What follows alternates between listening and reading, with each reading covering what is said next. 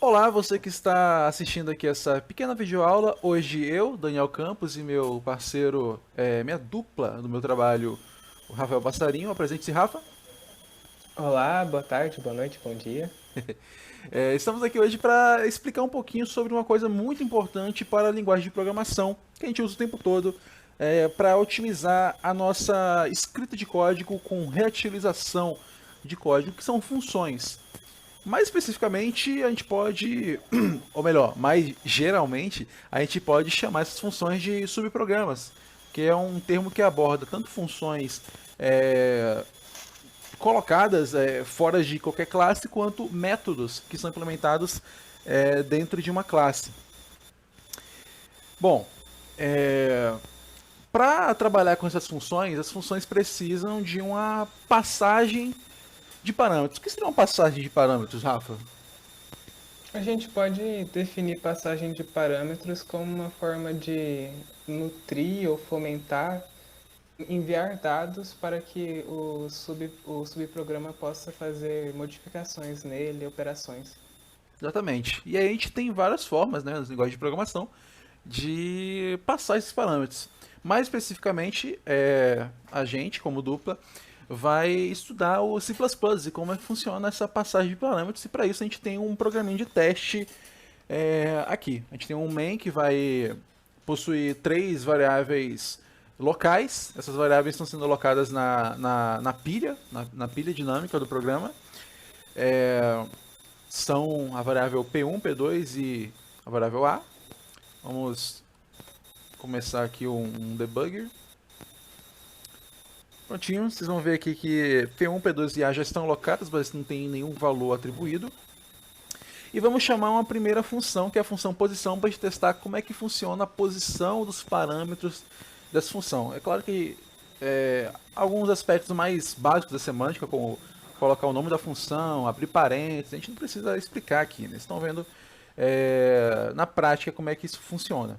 Então, a gente está passando esses parâmetros P1 e P2, e aqui na função, na descrição dela, ela recebe esses parâmetros int P1 e int P2.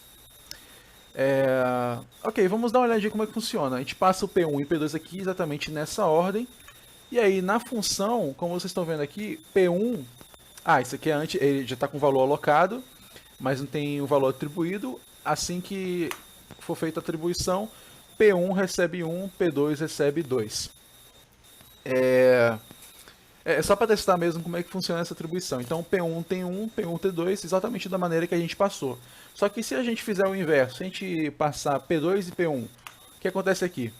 Acontece que o P1 agora tem 2 e o P2 agora tem 1, porque o que importa não é o nome desse parâmetro, quando você passa ele aqui, e sim a ordem. A ordem aqui é P1 e P2, não importa o que você está passando, o primeiro vai ser o P1, o segundo vai ser o P2.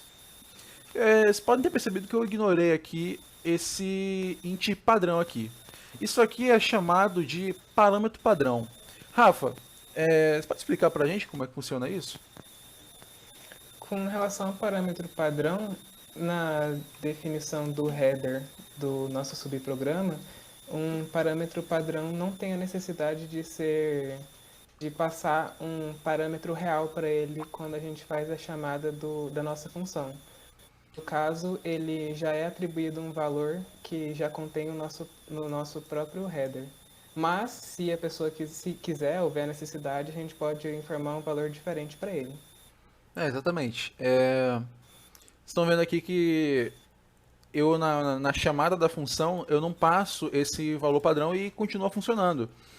Esse padrão aqui ele recebe 1 e como dá para ver aqui nas variáveis locais dessa função, o padrão está com 1. Então se eu for executar a chamada dessa função passando na verdade um novo valor para esse padrão, passando três parâmetros dessa vez, passando esse 9 aqui, na hora em que forem atribuídas as variáveis que foram recebidas pela função, o padrão agora vai ter 9. Mas você pode ver que a gente não precisa explicitar esse padrão, a gente pode omitir ele, só que a gente tem que omitir ele no final. Se a gente colocasse, por exemplo, como variável padrão esse P2 aqui, e o padrão fosse uma variável não padrão, isso não funcionaria, a gente teria um erro de código na compilação porque a gente não poderia omitir esse tipo de coisa, né? A gente pode até colocar P2 recebe algum valor inicial, mas a gente sempre teria que chamar a função com esse P2, com esse P1 e com esse padrão. A gente teria que passar os três parâmetros.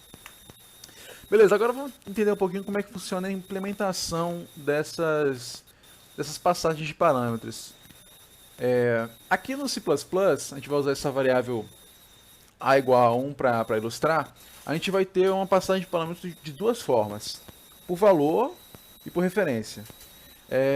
O Rafa vai explicar um pouquinho como é que funciona essa passagem por valor inicial.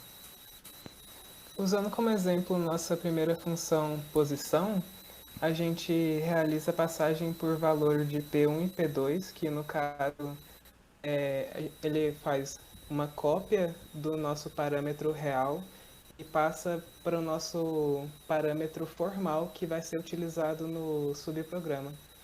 O mais importante da passagem por valor é o fato da gente fazer uma cópia de dados, uma cópia de valor de dados para ser utilizado durante o subprograma. E é isso que está acontecendo aqui. Quando a gente passa esse valor A, a função ela tem esse int x, né? O x vai ser a variável formal que está acontecendo localmente nessa função. Esse x vai receber o valor de A. Só que alterações no x não impactam em A. Porque o x é instanciado na pilha para ser usado por essa função valor e simplesmente na passagem de parâmetros por valor é feita uma cópia de A para x. Como dá para ver aqui, o x ele recebe 1 por causa do A, e aqui a gente executa uma atribuição de x recebe 2. Beleza, o x está com 2, só que quando a gente sair da função e for ver o valor de A continua como 1. Então não há alteração. E agora por referência, Rafa, como é que funciona? A passagem por referência, diferente da passagem por valor, a gente informa um caminho de acesso que o nosso parâmetro formal ele pode fazer para nosso parâmetro real. No caso, qualquer alteração que a gente faz dentro do nosso parâmetro formal que está sendo executado dentro do subprograma vai acarretar em alterações para a nossa variável que foi referenciada. Em C++, geralmente a gente utiliza endereços e ponteiros para fazer uma passagem por referência.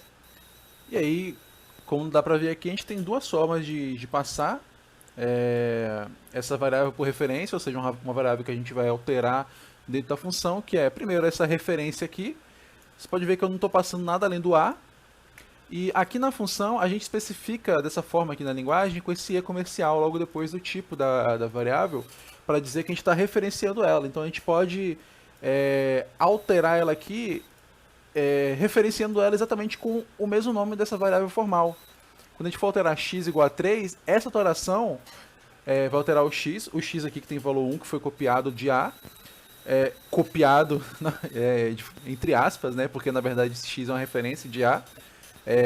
Na verdade, esse aqui é o valor atual de A, x terá sempre o valor atual de A, porque está referenciando ele, enquanto x recebe 3, quando a gente for voltar aqui, A está com 3 também.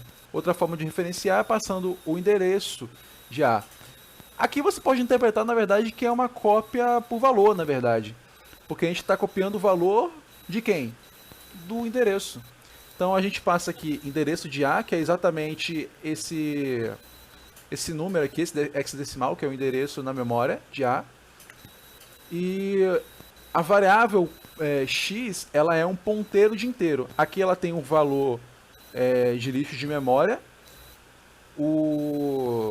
A variável x mesmo, ela já está alocada na stack, na pilha. E aí a gente faz uma atribuição, que é o valor de x vai ser o endereço que a gente passou, como parâmetro, que é esse aqui. Esse parâmetro, esse endereço está com valor 3. E aí a gente faz conteúdo de x recebe 4, que a gente é uma forma bem de baixo nível de referenciar uma variável. A gente vai direto no endereço dela e atribui 4. E agora, quando a gente sair da função, A terá valor 4. E é assim que funciona uma passagem de parâmetros em C++. Muito obrigado pela atenção e até a próxima. Até.